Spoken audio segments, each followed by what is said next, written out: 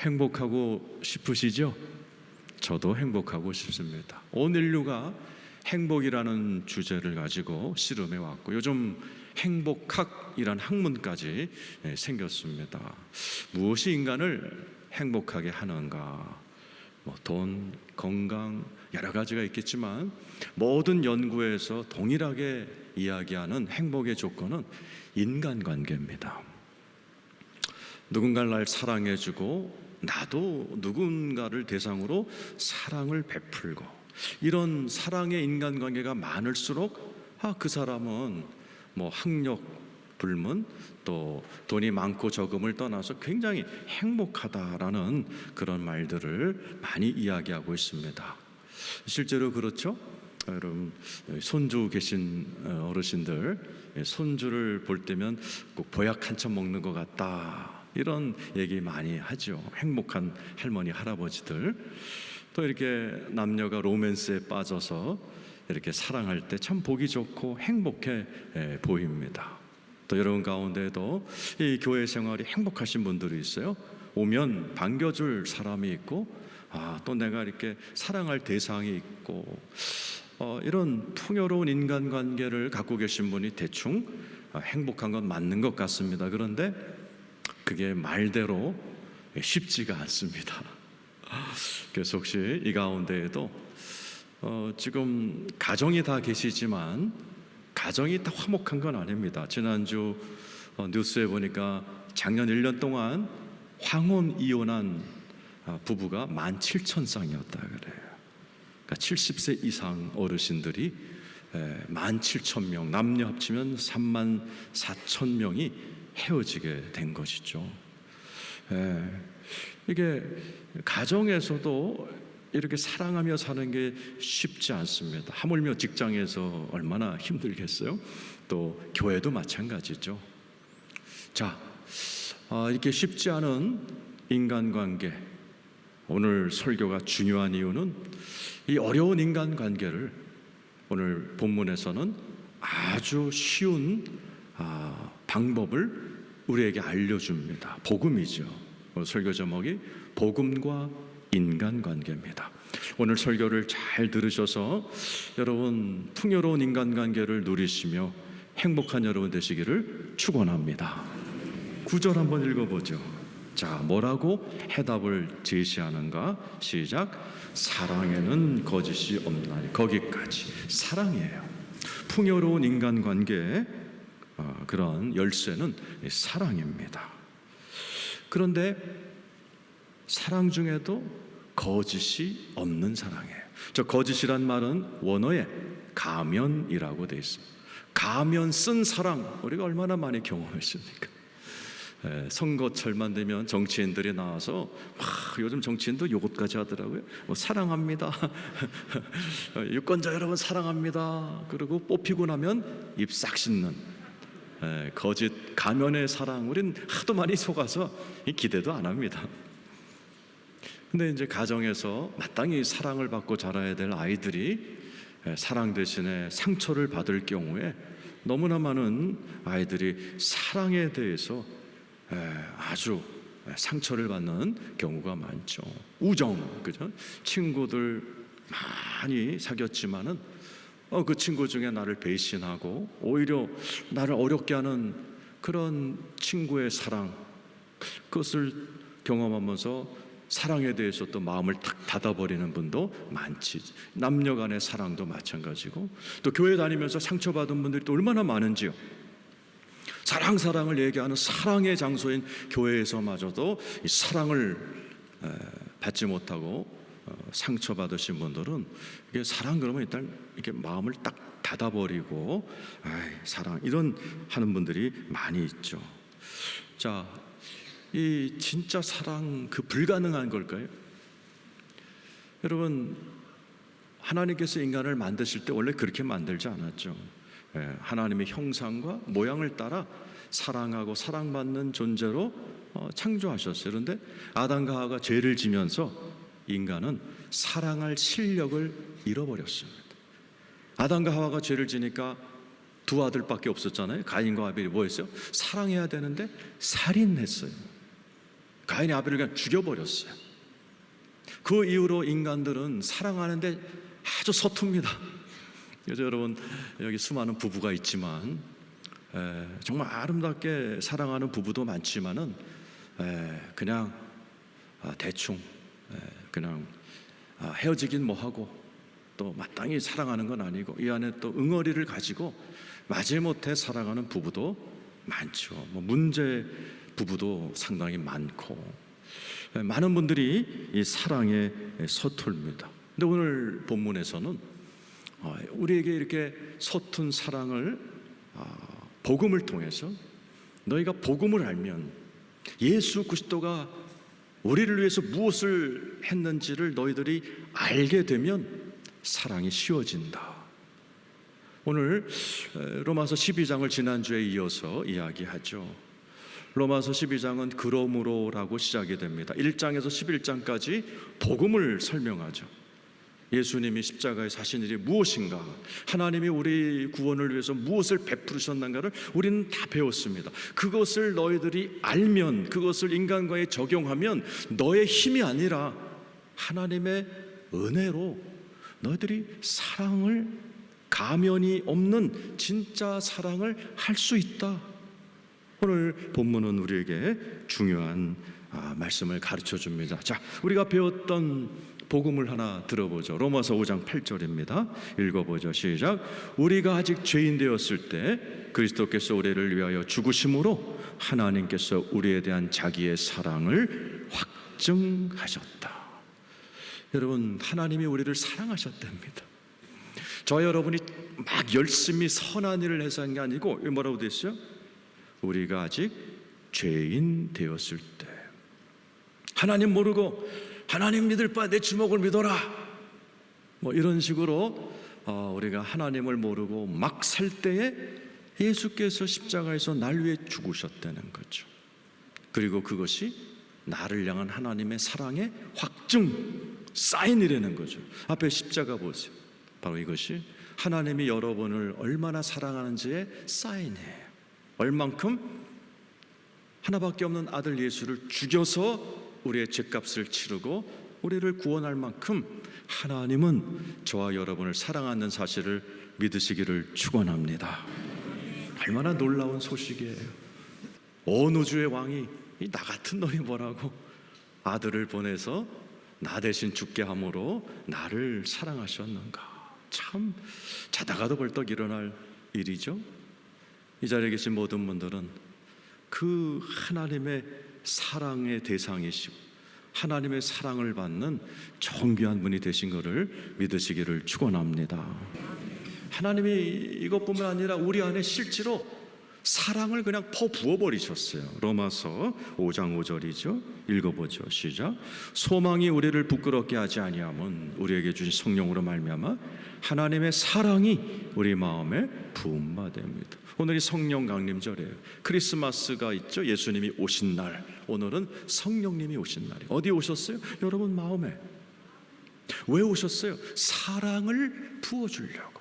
그렇게 잘 안 되는 서툰 사랑, 그것을 내 안에 영을 부어 넣어줘서 그 사랑이 쉽도록, 그래서 우리가 행복하게 살 수 있도록 사랑을 부어주신 거예요.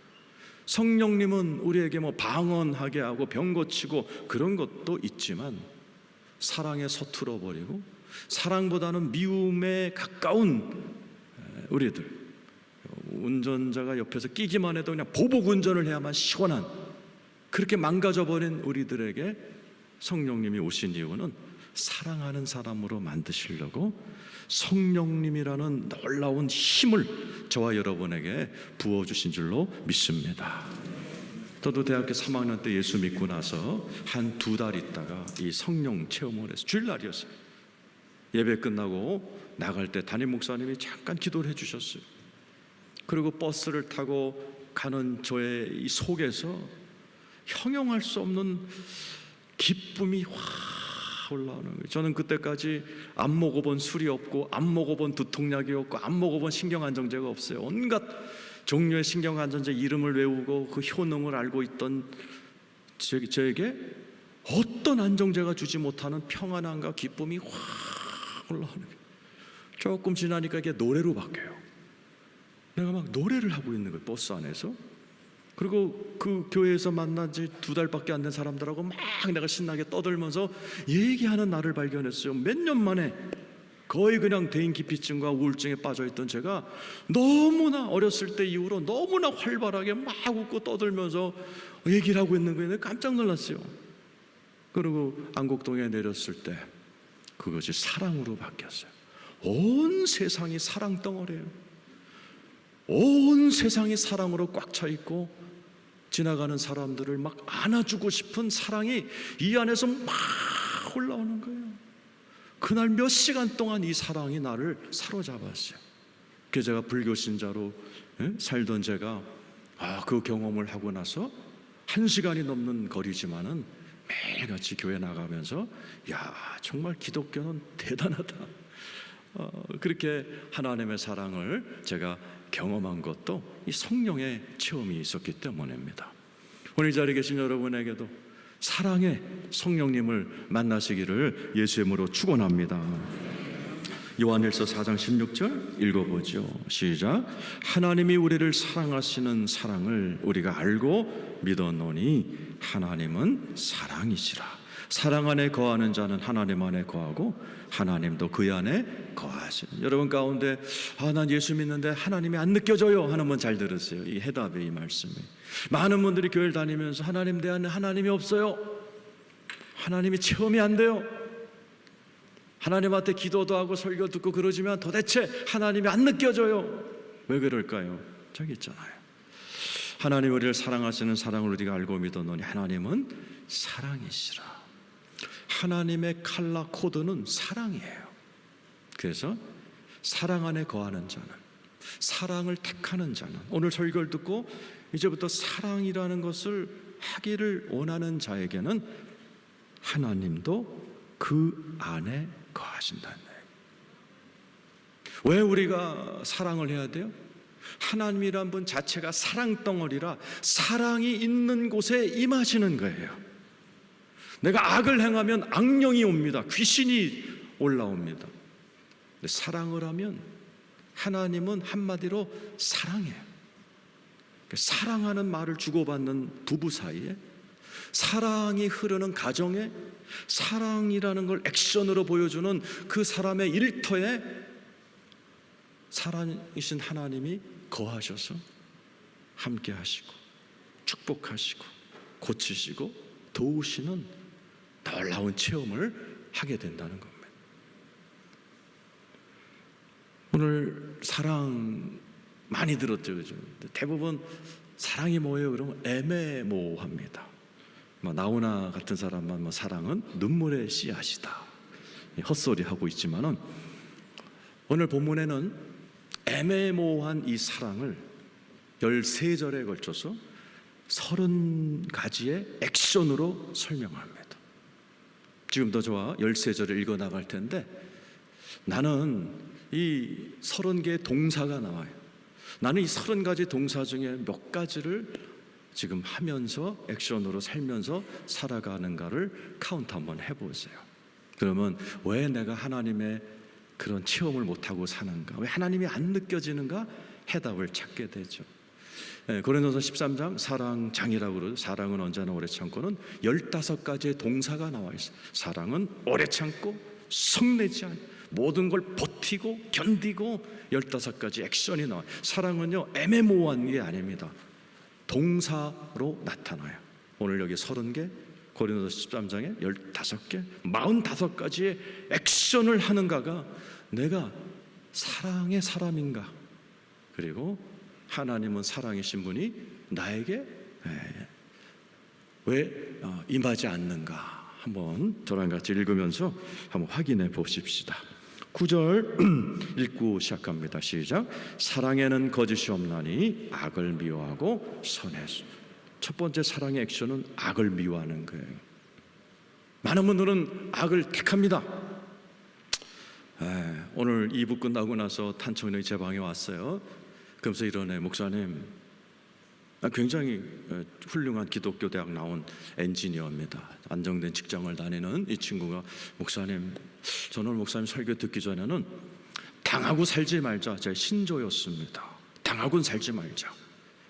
그런데 오늘 목사님 말씀 듣고 나서 제가 참 돌이켜보니 몇 번 내가 악을 택할 일이 있었는데 그게 잘 안 됐었는데 그게 정말 다행이었구나라는 생각을 했습니다. 맞아요. 악을 택하지 않는 것, 그것이 사랑의 첫 번째 액션이에요. 오늘 여러분 가운데도 보복을 택할 수 있고 악을 택할 수 있고 악플 다는 놈에게 나도 쌍악플을 달 수 있지만 안 하는 것, 그것이 사랑이다. 얼마나 구체적이에요. 사랑은 I love you 이게 아니라는 거죠.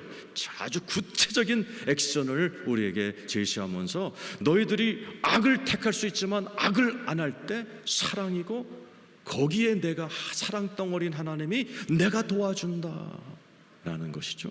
10절 읽어보죠.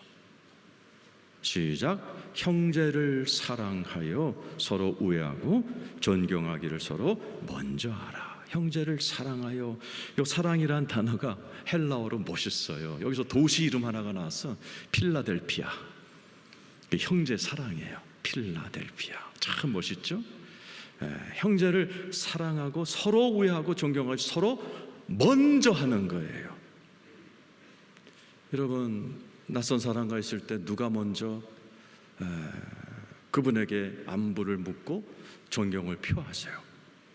저 미국 유학 때 저에게 장학금을 주는 단체에서 한 달에 한 번 이렇게 저녁을 사줬어요.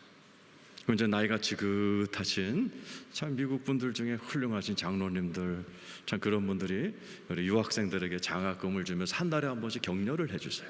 그러면서 인생 조언을 많이 해주셨어요. 자, 잊지 못할 조언 중에 하나가 이렇게 밥을 먹고 있는데 우리에게 이런 얘기를 해요. 자네들은 언젠가 지도자가 될 텐데 이렇게 테이블에 앉으면 거기에 낯선 사람도 있을 것이다. 네, 미국 기독교 문화에서는 거기에 한 사람도 빼놓지 않고 대화를 해야 된다.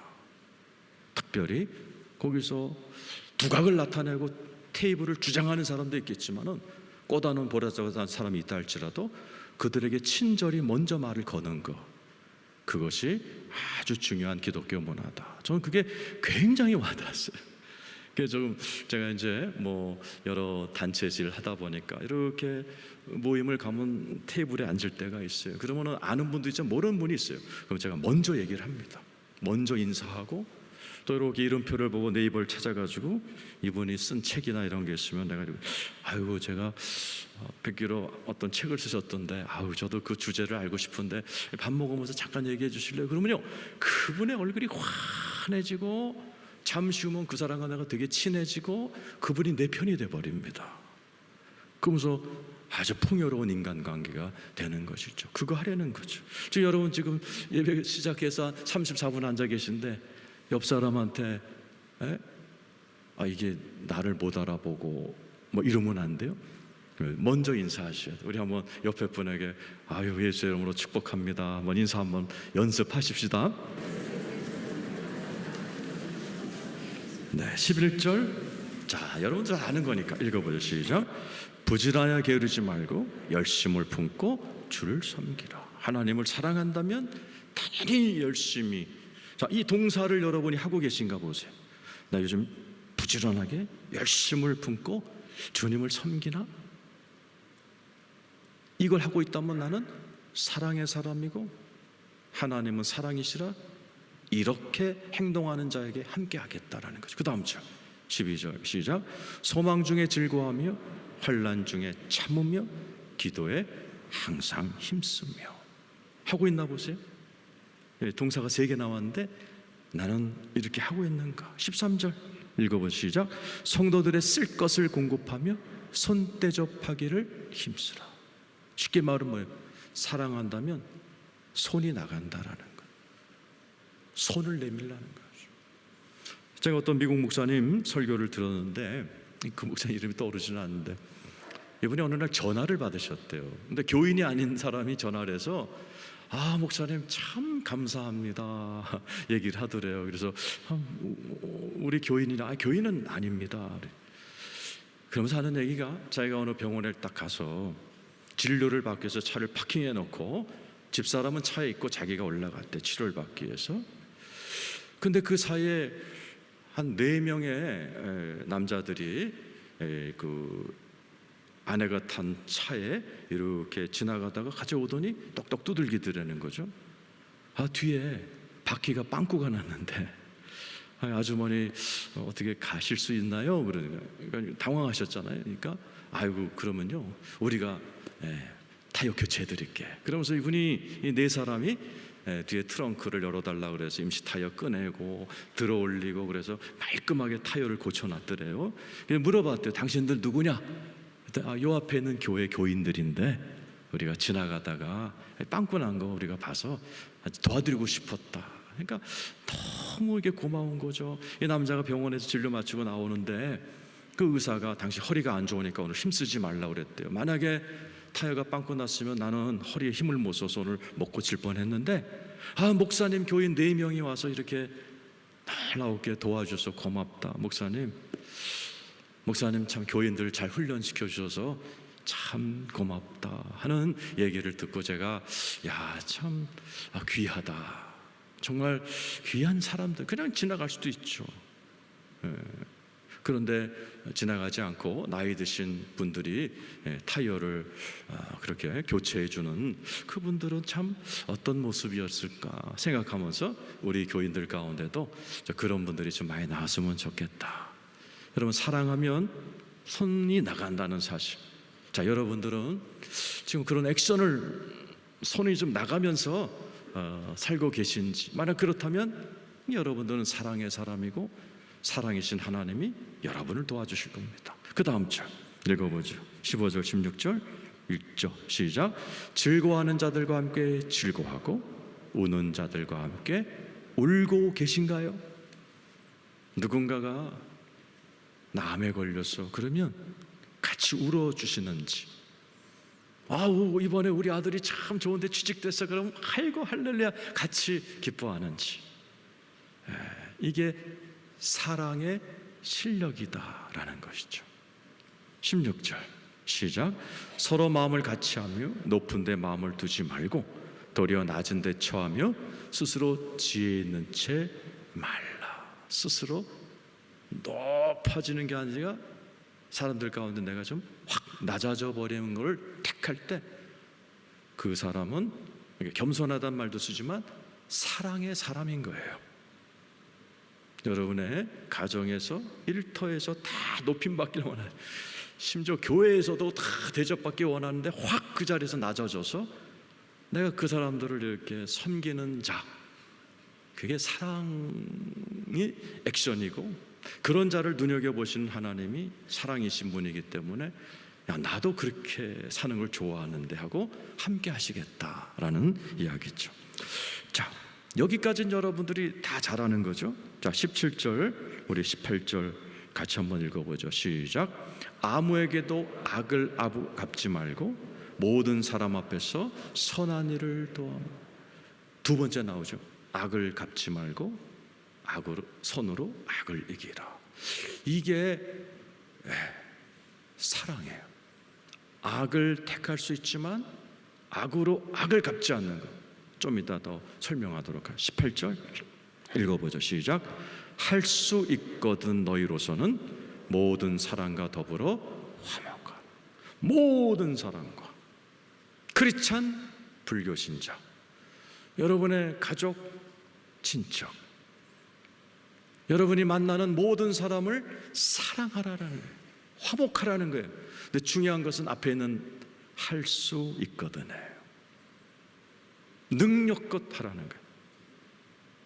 다 사랑하려고 너희들이 무리하지 말라는, 쉬운 사랑부터 하라는 거죠.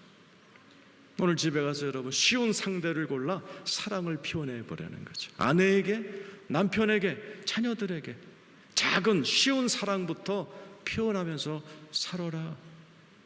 그때 사랑이신 하나님이 그 액션을 보고 같이 간다라는 거죠.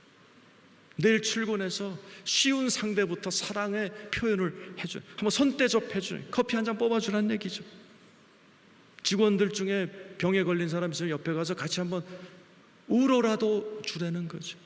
경사 있는 직원들 있으면 가서 같이 막 기뻐해주고, 어이, 야, 밥 한 끼 사. 같이 기뻐해주는 게 사랑이다. 우리에게 가르쳐주는 겁니다. 근데 성도들이 제일 어려워하는 게 다음 절에 있습니다. 19절. 우리 한번 읽어보죠. 19절입니다. 자, 시작. 내 사랑하는 자들아, 너희가 친히 원수를 갚지 말고 하나님의 진노하심에 맡기라.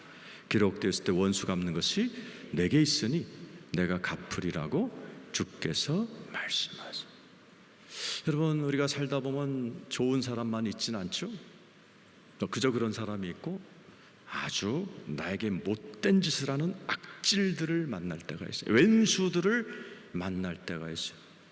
여러분, 이럴 때 어떻게 해야 정답입니까? 어떻게 해야 하나님이 잘했다, 내가 도와줄게, 버선발로 뛰어내려오십니까? 저거예요.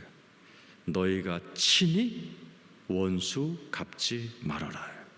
이게 사랑이다라는 거예요. 사랑은 애매모호해 둥글둥글한 게 아니에요. 사랑은 왼수가 나타났을 때 네가 친히 원수 갚지 않는 거, 이게 사랑이다라는 거예요. 인간은요, 절대로 원수 갚을 능력이 없습니다. 여러분, 전부 다 감방 가는 사람들이 왜 갑니까? 원수 갚다가 가는 겁니다.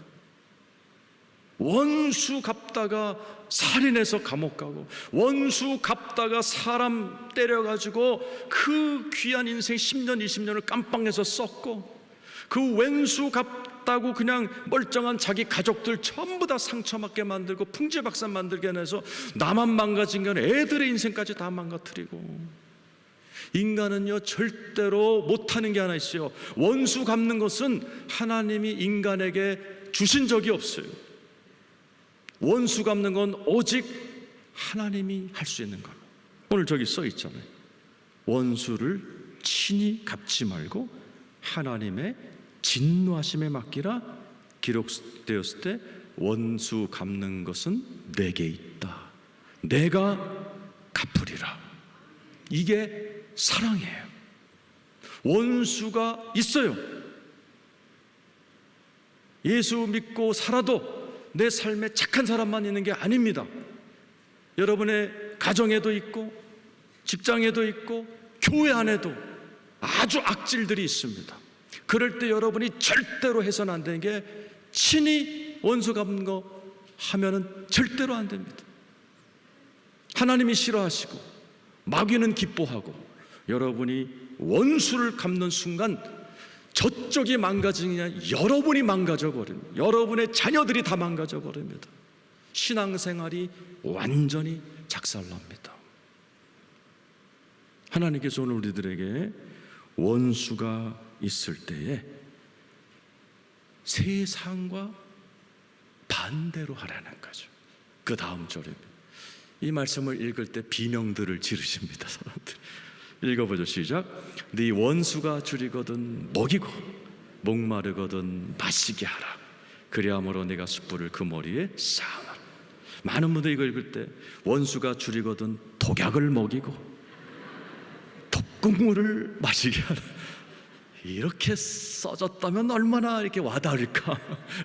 그런데 우리 주님은 원수가 줄여도 선을 베풀라라는 거예요. 목마르든 마시게 해줘라. 그리함으로 네가 숯불을 그 머리에 쌓아. 이제 이거는 우리가 천국 가서 예수님한테 직접 물어봐야 될 귀절이에요. 학자들이 두 가지로 얘기합니다. 저 숯불을, 이 당시에 보일러가 없었어. 2000년 전 중동 지역에는. 그러니까 네 원수가 집에 갈 때 춥게 자면 안 되니 숯불 챙겨서 따뜻한 밤을 지내도록 먹을 거 마실 거 숯불 챙겨줘라, 이렇게 해석하는 분이 있고, 그게 아니고 마땅히 너한테 못된 짓을 한 그놈한테 먹을 거 주고 맛있게 주면 그 얼굴이 그냥 숯불 달구처럼 화끈거려서 다시는 너한테 까불지 못할 거야 라고 해석하는 경우가 있죠. 저는 두 번째 게 맞는 것 같아요. 성경에도 보면 다윗이, 사울이 얼마나 막 가정 깨트리고 얼마나 자기 부인을 갖다가 딴 놈한테 팔아버리고 못된 장인이 얼마나 죽여 쫓아다닙니까? 그럴 때 자기를 죽이려는 원수가 자기 앞에서 자고 있는 것을 발견했어요. 살려줘요.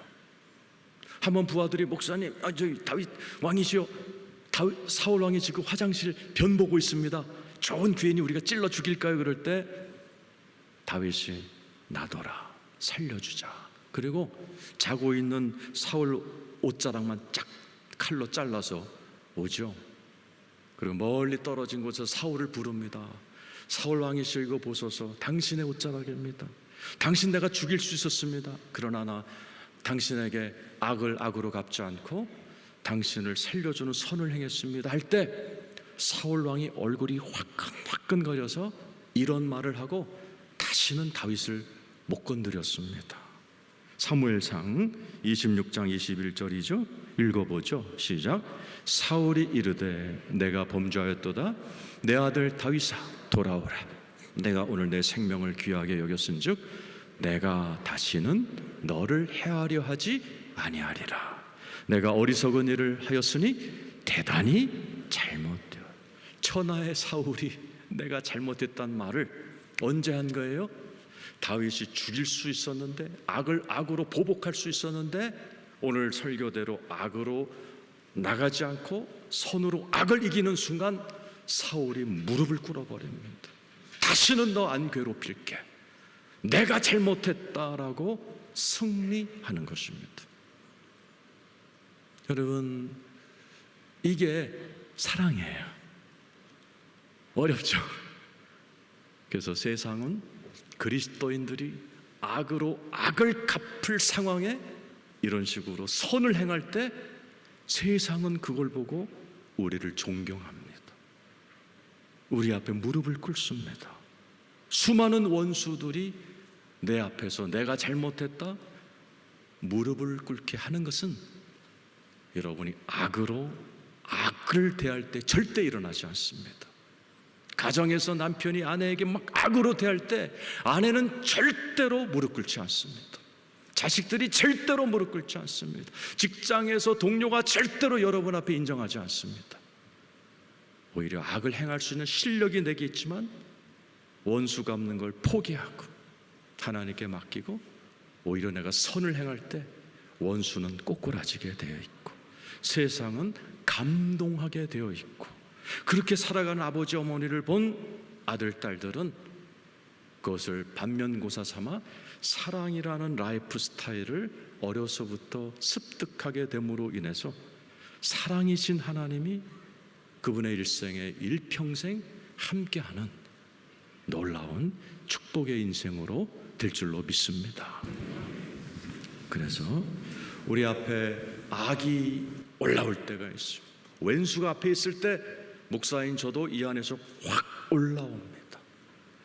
그때 특효약이 오늘 오신 성령님이에요. 로마서 8장 13절에 그 비결이 써 있습니다. 시작. 너희가 육신대로 살면 반드시 죽을 것, 영으로서 몸의 행실을 죽이면 살. 육신대로가 뭐라고 그랬죠? 성질대로입니다. 네 성질대로 해버리면, 네 성질대로 원수 갚아버리면 죽는다라는 거죠. 너도 죽고 네 마누라도 죽고 자식 새끼도 다 죽어나간다. 죽는다는 말이 뭐죠?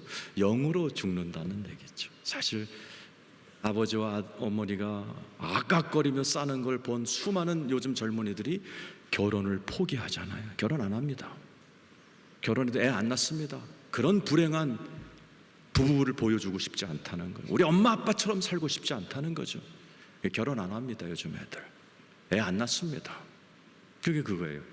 니들이 성질대로 했더니 네 아들 딸들이 죽어나가잖아. 생명이 끊어지잖아. 결혼 안 하잖아. 애 안 낳잖아. 이런 얘기를 하는 거죠. 교회 안 나가잖아. 집사 부부끼리 아각거리며 싸우니까. 그런데 영으로서 몸의 행실을 죽으면 살리니. 살리리란 말이 뭐예요? 사는 것처럼 산다라는 헬라어예요. 어떻게 하면 영으로서 원수 갚은 또 악각되고 싶은 나의 육체를 제어하면 이긴다. 오늘 결론이 21절 읽고 마치죠. 로마서 12장 22절 시작. 악에게 지지 말고 선으로 악을 이기라. 다시 한번 따라합시다. 악에게 지지 말고 선으로 악을 이기라. 내가 집에서 한바탕 하고 싶을 때 해버리세요. 그러면 시원합니다. 근데 지는 겁니다. 성경에서 진다, 졌다, 너 오늘 졌다, 너 오늘 통쾌하게 한 방 날렸다. 근데 너는 내 앞에서 진 패잔병이다. 손으로 악을 이겨라. 이 이기란 말이 이기며 살아가 아니에요. 전쟁 용어를 갖다 썼어요. 전쟁하듯이 이겨야 되는 거예요. 그러니까 사랑은 전쟁 같은 사랑을 해야 돼. 전쟁 같은 사랑, 이런 복음성가가 있습니다. 때로는 우리가 사랑을 행할 때 전쟁하듯이 내 안에 솟아나오는 악을 제압을 해야 돼. 뭘로? 성령의 도움으로. 내 앞에 악이 확 올라올 때 성령님 도와주세요 할 때 성령님이 그 분노를 제압하시는 이야기, 우리 철야 예배 때 우리가 분노 치유라는 설교할 때 말씀드린 한번 참석하시면 됩니다. 오늘 자리에 계신 여러분, 손으로 악을 이기시는 여러분 되기를 축원합니다.